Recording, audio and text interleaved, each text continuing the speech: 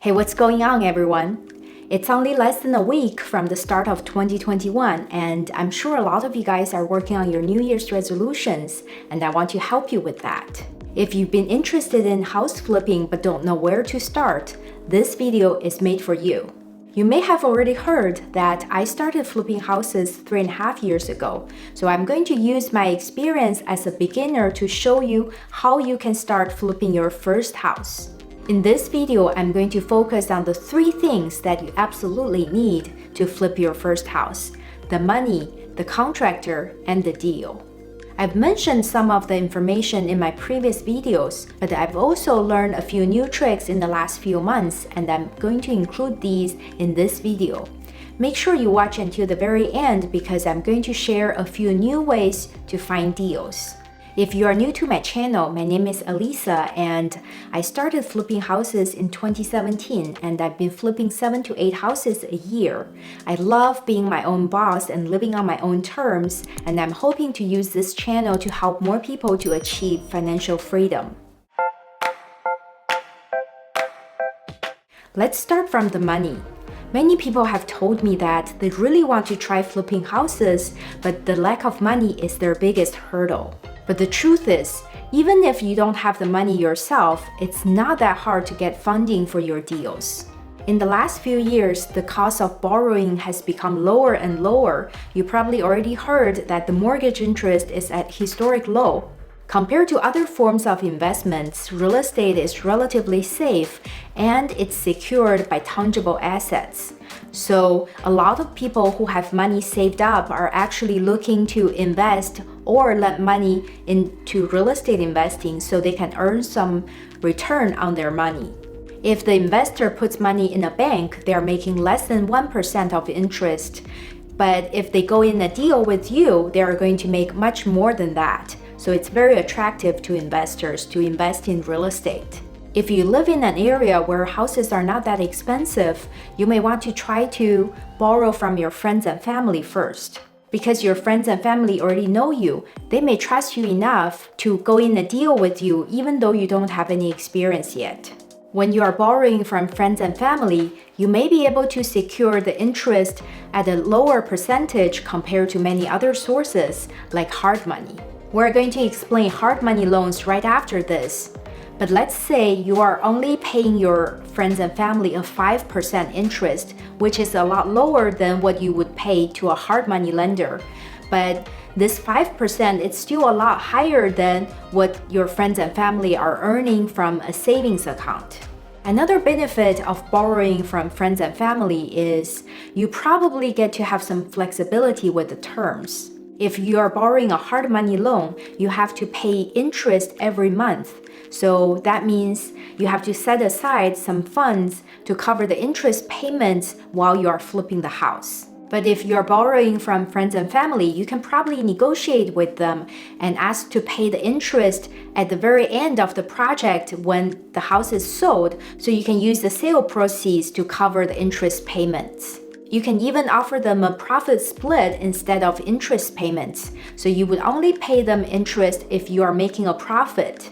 There are many advantages of borrowing money from your friends and family to fund your first deal, but your relationship with them is very delicate and you want to make sure that you are setting the correct expectations so that they won't feel shortchanged after the project is done.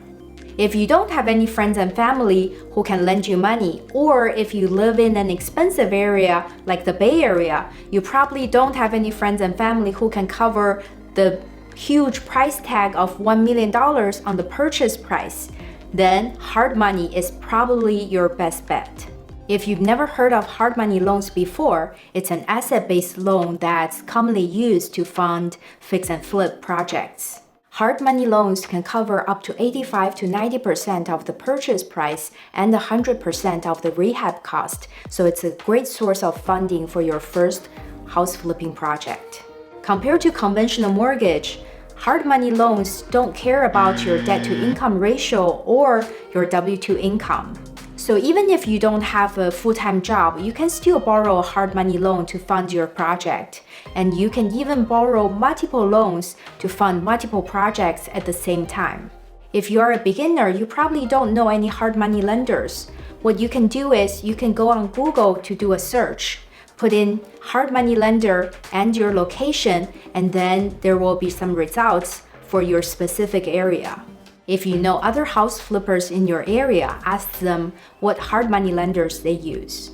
You can also join online real estate communities and ask people, for example, on meetup.com or Facebook groups, to ask people whether they know any hard money lenders in your area. I've worked with 3 hard money lenders.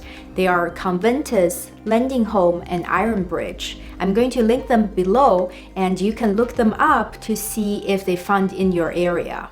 It's kind of like getting a conventional mortgage. You want to get a few quotes from different hard money lenders and compare the quotes before you decide on working with one of them, because hard money lenders can offer very different terms and rates, and you don't want to just go with the first one you see. Once you decide on a lender that you want to work with, you should get a pre-approval letter from them and understand the process that they use to close on a loan.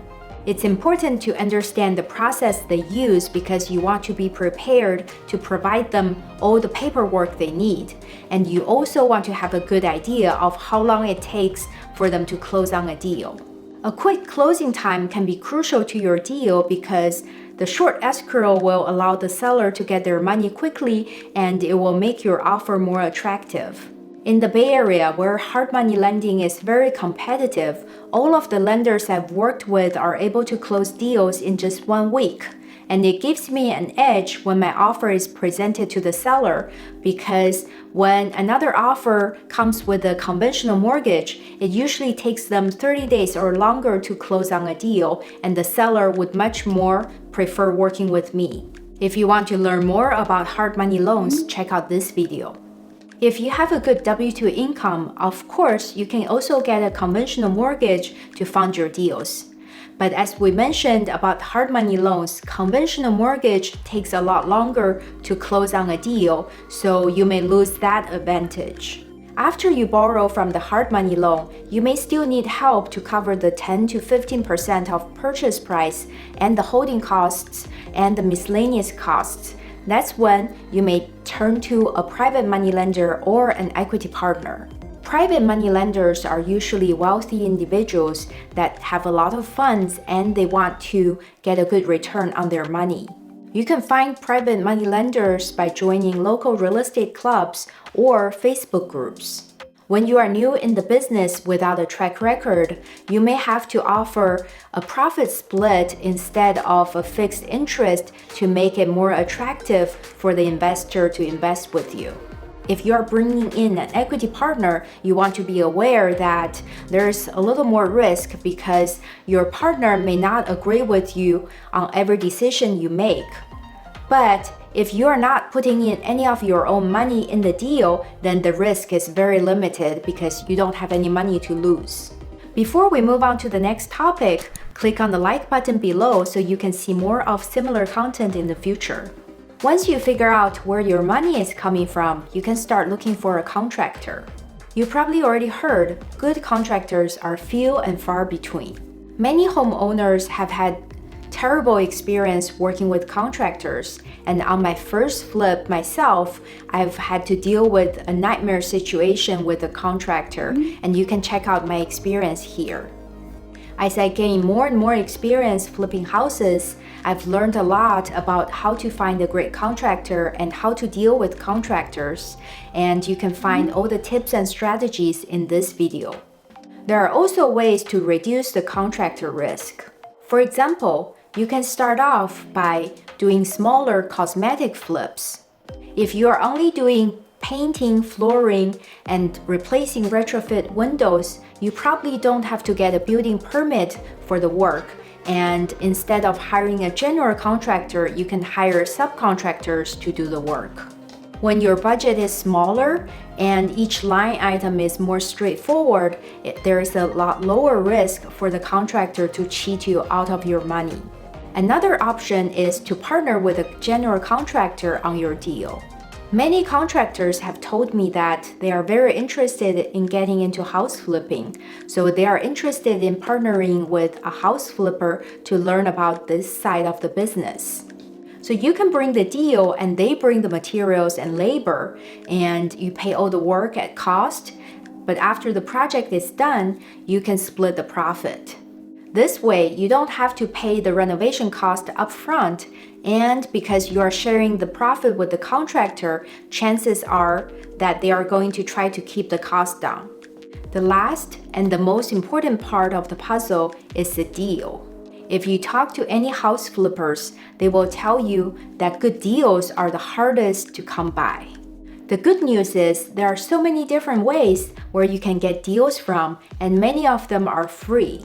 I've mentioned many times before that I get most of my deals from real estate agents. The way I work with agents is I build a very large network of agents by in-person meetings, phone calls, and emails. So when they come across a good deal, they would reach out to me. If I decide to get the deal, I would purchase the house with the agent so they get the buying side commission. And then after I flip the house, I will relist the house with the same agent so they will also get the listing commission. And the double commission really incentivizes the agents to work with me. Working with agents is amazing because it's completely free, but it takes a lot of work to build up a large network of agents. In most parts of the country, the multiple listing service MLS is actually a great source to look for deals. The MLS is where you can find all the homes for sale on the market, and there are a lot of fixer-uppers on there. In many parts of the country, house flippers would set up alerts on MLS so they can get notified whenever there is a house that fits their criteria. But in the Bay Area, where the house flipping market is very competitive, it's a lot harder to find deals on MLS.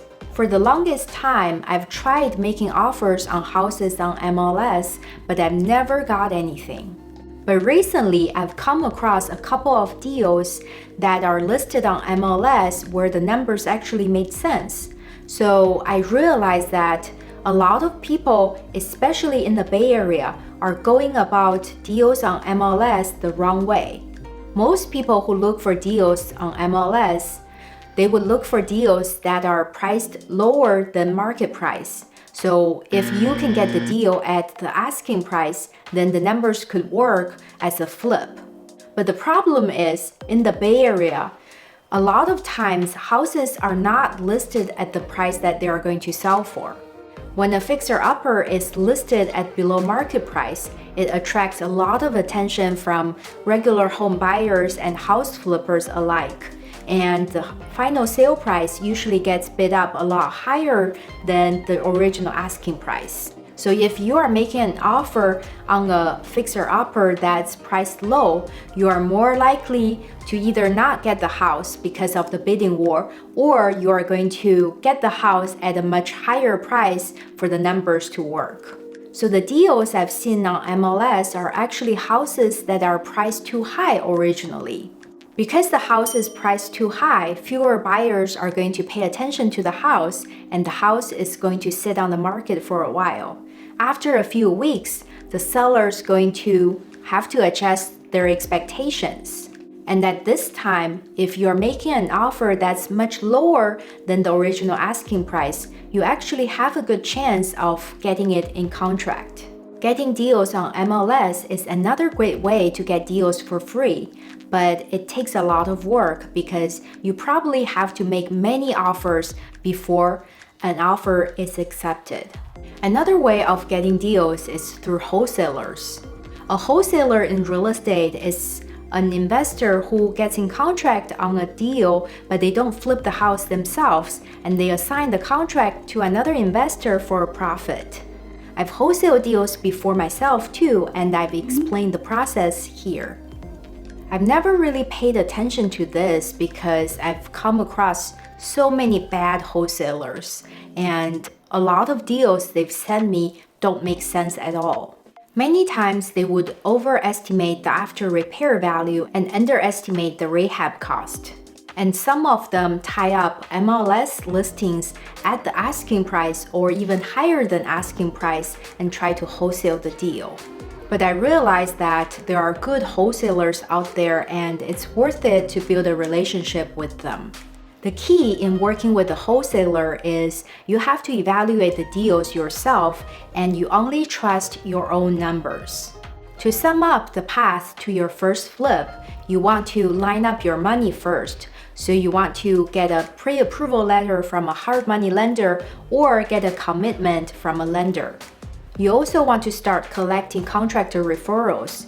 Ask anybody who you know who have recently done a home remodel or any agents who may know contractors. And most importantly, start looking for deals. If you enjoyed this episode, smash the like button below and don't forget to subscribe to the channel so you get notified on my future videos. Thank you so much for watching. See you next time.